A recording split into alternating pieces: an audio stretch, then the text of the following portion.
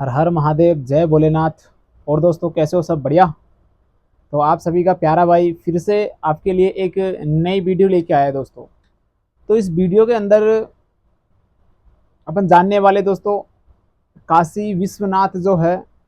इस मंदिर का रहस्य क्या है, आखिरकार इसकी स्थापना किस तरीके से हुई, शिव पुराण के अंदर जो चीज़ लिखी हुई है वो उसके इतिहास क्या है, उन चीज़ों के बारे में अपन इस वीडियो में जानने वाले दोस्तों।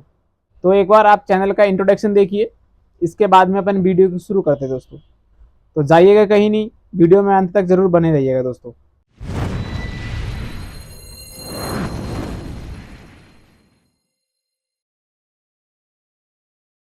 तो हर हर महादेव, जय भोलेनाथ, प्रभु का नाम लेते हैं और वीडियो को शुरू करते हैं दोस्तों। आप सभी से दोस्तों एक छोटी सी रिक्वेस्ट मैं करना चाहूँगा कि अगर आप वीडियो पर दोस्तों पहली बार आए हो, आपको कहानियाँ अच्छी लगती हो दोस्तों, तो आप एक बार चैनल को सब्सक्राइब जरूर कर ले करो दोस्तों, ताकि आपका एक सब्सक्रिप्शन, आप जो सब्सक्राइब करते हो दोस्तों, तो उससे मुझे मोटिवेशन मिलता है दोस्तों कि मैं जो काम कर रहा हूँ, जो भी मैं कहानियाँ आपके लिए लेके आता हूँ दोस्तों, तो मेरी जो काम करने की जो कैपेसिटी है वो और बढ़ जाती है दोस्तों। और कुछ भी आपको डाउट हो, कोई चीज़ समझ में नहीं आए, तो आप मुझे कमेंट कर सकते हो दोस्तों। कमेंट में आप मेरे से कुछ सवाल पूछ सकते हो दोस्तों। इसी के साथ में अगर आपके पास में भी कोई कहानी हो या कोई ऐसा टॉपिक हो जिसके बारे में आपको हिस्ट्री चाहिए हो उसकी, तो आप मेरे को कमेंट ज़रूर करिएगा दोस्तों। मैं उसके बारे में अच्छे से रिसर्च करके पढ़ के और आप तक वो ज़रूर पहुंचाऊंगा दोस्तों। तो चलते हैं, अपन वीडियो शुरू करते हैं। तो दोस्तों, ये कहानी जो है बहुत समय पहले की है। एक बार क्या होता है कि माता पार्वती और महादेव जी जो है, वो दोनों हो मतलब शादी उनकी हो जाती है। शादी होने के बाद में वो कैलाश पर्वत पे ही निवास करते हैं। रहते रहते तो एक बार क्या होता है कि मतलब माता पार्वती और जो प्रभु है महादेव, वो भ्रमण करने के लिए आसमान के अंदर मतलब सैर कर रहे होते, बाहर घूम रहे होते दोस्तों। तो घूमते घूमते ऐसे ही मतलब माता पार्वती खुशी से प्रभु को अपने मन की बात बताती है और बोलती है कि प्रभु, अ,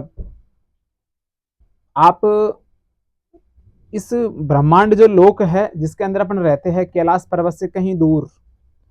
इस ब्रह्मांड लोक से आप एक अलग से एक लोक बनाइए या एक दुनिया बनाइए छोटी सी, जहां पे हम सुकून से रह सके। क्योंकि जो कैलाश पर्वत था वो मतलब उनके पिताजी का ही ससुराल था, एक तरीके से कहा जाए तो माता पार्वती था उनका एक तरीके से मतलब उनके घर घर था उनका, वहीं उनका घर था। तो वो चाहती थी माता पार्वती की शादी होने के बाद मैं अपने मतलब प्रभु महादेव के साथ रहूं, अपने पति देव के साथ रहूं। तो उन्होंने कहा कि हम कहीं यहाँ से बाहर, जहाँ हमें मतलब कैलाश पर्वत को छोड़ के हम बाहर निवास कर सके, जहाँ हमें अच्छा लगे, हम वहाँ पे आराम से बाहर घूम सके, जहाँ कोई ना हो, एकांत वातावरण हो। तो प्रभु जो महादेव थे, आपको पता है वो तो त्रिकाल देव है और वो भी सृष्टि का रचेता है। तो प्रभु, तो उन्होंने क्या किया कि 5 एकड़ जो है, 5 एकड़ जमीन में आकाश के अंदर ब्रह्मांड लोक से अलग एक उन्होंने अलग से ही एक लोक बनाया उन्होंने। उस लोक के अंदर मतलब वो 5 एकड़ का लोक था। लोक का मतलब आप समझ पा रहे होंगे, तो मतलब एक अलग ही दुनिया बनाई उन्होंने 5 एकड़ की। 5 एकड़ की जमीन उन्होंने दुनिया बनाई, जिसके अंदर मतलब अच्छे बढ़िया हरियाली थी, फूल, अच्छे से पेड़ पौधे, अच्छा गार्डन, उसके अंदर बड़ी शांति थी, खुशबू महक रही थी उसके अंदर। तो मतलब एक अलग ही वातावरण, एकदम ऐसे मान के चलो कि वहां जाने के बाद में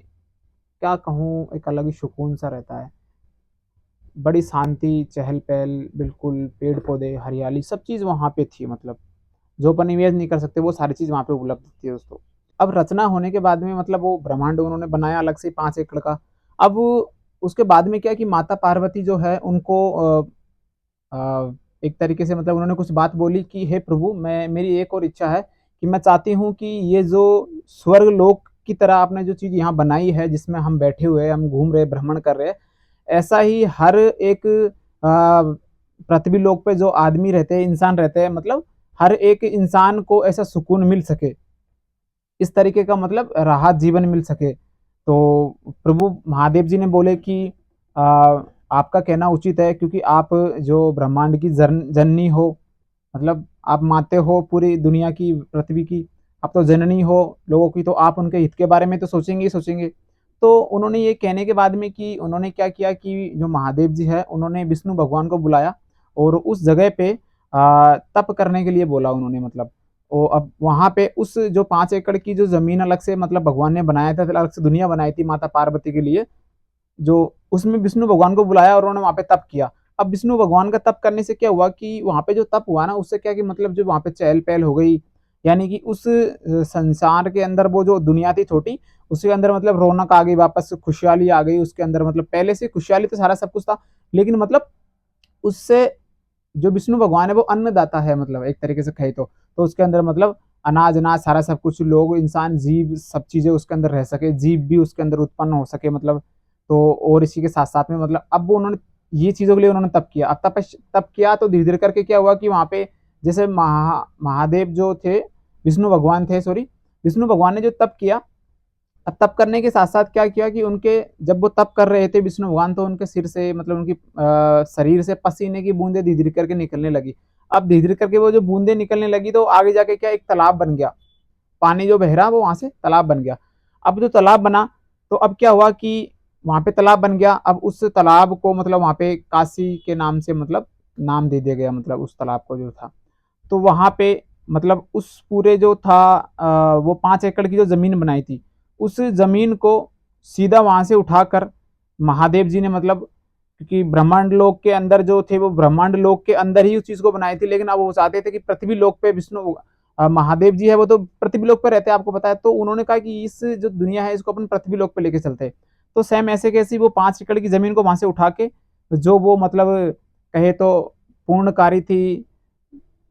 उसके अंदर कहे अपन एक भाषा में कि प्रभु का मतलब उस जमीन के अंदर जो भी कोई इंसान रहेगा तो वो हमेशा सुखी में रहेगा, निरोगी रहेगा, इसी के साथ साथ में मतलब उसे किसी चीज की कमी नहीं रहेगी। अगर उस किसी इंसान की उस जमीन के अंदर आखिरी सांस भी निकल रही है तो प्रभु मतलब उनका मतलब जीवन मृत्यु से क्या हो जाएगा, वो मुक्त हो जाएगा, मतलब बार बार उनका जीवन मरना नहीं होगा, मतलब तो इस सब चीजों के लिए उन्होंने क्या किया कि उस 5 एकड़ जमीन को वहां से उठा के और काशी जो वाराणसी है अभी नाम उसका, काशी के अंदर लाके मतलब उस जमीन को उन्होंने वहां पे फिक्स कर दिया काशी नाथ के नाम से। तो मतलब वो 5 एकड़ की जो जमीन है अब वहां पे वो जो जमीन थी वो खुशहाली वो सारा सब कुछ मतलब उस चीज को वहां उन्होंने परिवर्तित कर दिया एक तरीके से कहे तो। अब जब विष्णु भगवान ने कहा कि प्रभु ये अभी भी यहाँ पे अधूरी है, जब तक आप और माता पार्वती यहाँ पे नहीं रहोगे दोनों साथ में तब तक ये जमीन है, मतलब ये कहे तो ये 5 एकड़ की जो स्वर्ग जमीन है यहाँ पे ये अधूरी रहेगी। तो उसके बाद में तब से मतलब वहां पे काशी विश्वनाथ जो है वहां पे विष्णु भगवान की मूर्ति तो है ही है उस ज्योतिर्लिंग के अंदर, इसी के साथ में माता पार्वती और महादेव जी है, उन दोनों की ज्योतिर्लिंग ज्योतिर्लिंग के रूप में वो भी विराजमान है दोस्तों वहां पे। तो इस तरीके से ये जो कहानी है या कहे तो ये काशी विश्वनाथ की जो इतिहास है, इस तरीके से इस मंदिर का निर्माण हुआ दोस्तों। तब से लोग बाग इनको मतलब जानने लगे काशी विश्वनाथ के अंदर, वहां पे लोग बाग मतलब अब इनको धीरे धीरे करके फिर पूजनीय हो गए, लोग बाग मानने लगे। शिव पुराण के अंदर जो चीज लिखी गई है उन लोगों ने पढ़ा समझा धीरे धीरे करके उनको उन्होंने मान्यता प्राप्त करी। तो इस तरीके से महादेव और महादेव जी ने ये जो 5 एकड़ की जमीन है ये माता पार्वती के कहने पर बनाई थी दोस्तों। आज भी ये मान्यता है, कुछ रहस्य है कि काशी विश्वनाथ के अंदर अगर कोई आदमी मर रहा है, मतलब देखो अंतिम सांसें गिन रहा है, अगर वो उस जगह पे जाके मरता है तो क्या होता है कि वहां पे उसकी जीवन मृत्यु का जो चक्र होता है उससे क्या मुक्ति हो जाता है दोस्तों, वो वहां से वो मुक्त हो जाता है कहे तो ये कहानी है दोस्तों। कैसी लगी आपको कहानी कमेंट करके जरूर मुझे बताइएगा दोस्तों। अगर अच्छी लगी हो दोस्तों तो भी मुझे बताना, और कुछ गलती हो रही हो या कुछ कमी हो तो भी मुझे आप बताना दोस्तों एक बार। तो जब तक के लिए दोस्तों हर हर महादेव, जय भोलेनाथ, अपना ध्यान रखिएगा और मैं मिलता हूँ आपको ऐसे ही एक और इंटरेस्टिंग वीडियो के साथ में दोस्तों। और आपका अगर टॉपिक आपके पास में कोई हो तो मुझे ज़रूर बताइएगा दोस्तों, आपके उस टॉपिक पर मैं पहले वीडियो बनाऊंगा। ठीक है दोस्तों, मिलता हूँ आपको ऐसी एक नई वीडियो के अंदर। जय भोलेनाथ।